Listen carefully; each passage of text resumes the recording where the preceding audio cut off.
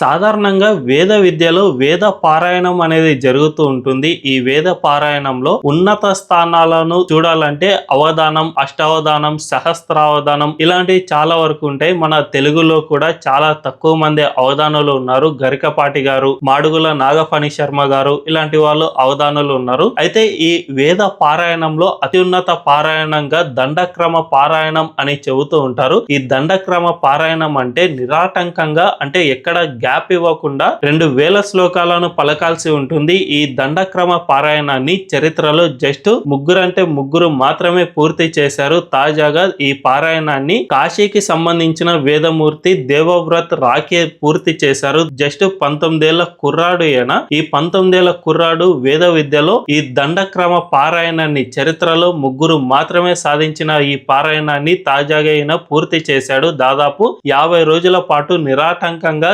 20,000 శ్లోకాలను ఈయన పాడారంటే అది ఎంత అద్భుతమో మనం అర్థం చేసుకోవచ్చు. తాజాగా ప్రధాని నరేంద్ర మోదీ కూడా ఆయన గురించి ట్వీట్ చేశారు. ఇలాంటి వాళ్ళు ఉండటం వల్ల మాత్రమే మన సనాతన ధర్మం ఇంకా వెలుగొందుతూనే ఉంది అని ఆయన కొనియాడారు.